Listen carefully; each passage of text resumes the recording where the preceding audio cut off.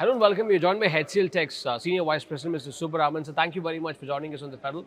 Wonderful to have you. Yes. DeepSeek is, making waves across the world. India is seen as a counterweight to China. So if the Chinese can do it, why not the Indians? A country with, significant amount of techies coming in every year. Of course, yes, Indians can do. It's not like Indians cannot do. I think we need to focus on is deep research, fundamental research, and fundamental computing. That's critical. That's where if every industry, every government department, every individual who's aspiring to make a change spends energy, I'm sure in due course we'll be able to make a large impact to this. How do you see AI impacting India's IT sector? Large section of Indian IT sector do the outsourcing job. We see that AI could actually sort of automate all of these jobs. You see that Indian IT sector is starting into significant amount of layoffs.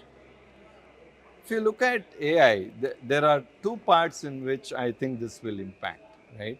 One is it will help you create solutions to jobs which are very low end today.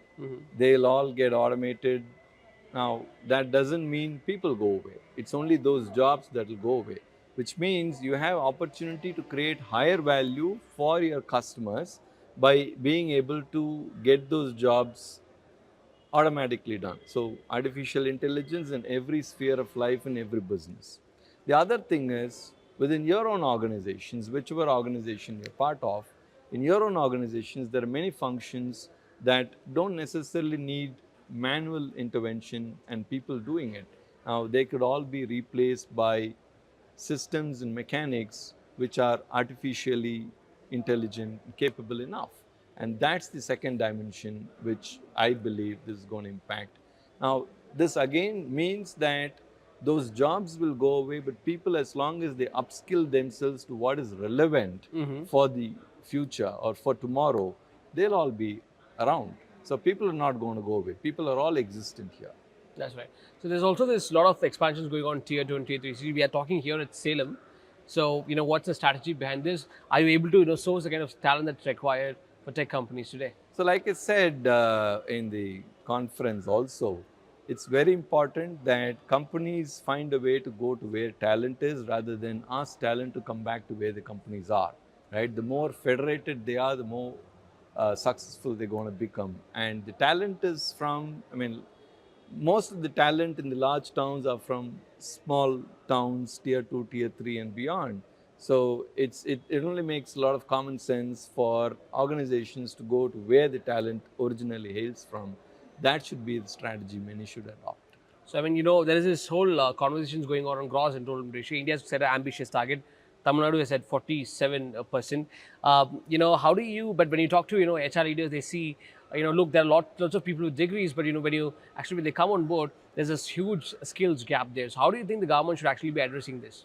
So focusing on skills is more important than focusing on graduation. Yeah. So enrollment in skills are more important than enrollment in graduation.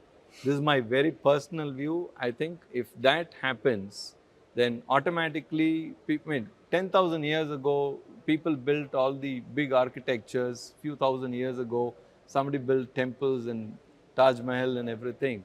Did they have degrees? No. It was all expertise, skills, and that's where we should focus on, right? The more and more skills focus happens, it can be through the governments, it can be through the NGOs, it can be through organizations themselves in trying to make radical changes. The success lies there. Like as an organization, we have a program called HCLTech B, www.hcltechb.com. In that program, what we do is we take 12 standard, sharpshoot 12 standard pass out students.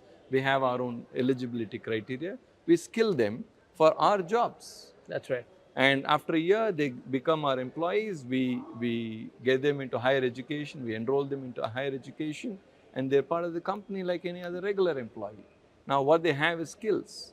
So, skills first and not degrees first. That's the focus. One last question there is, what's your take on the 90-hour work week, 70-hour work week? You think putting a set number on the employees is the right kind of thing to do? I'd like to work as much as possible. Thank you very much, sir. Thank you. Sure.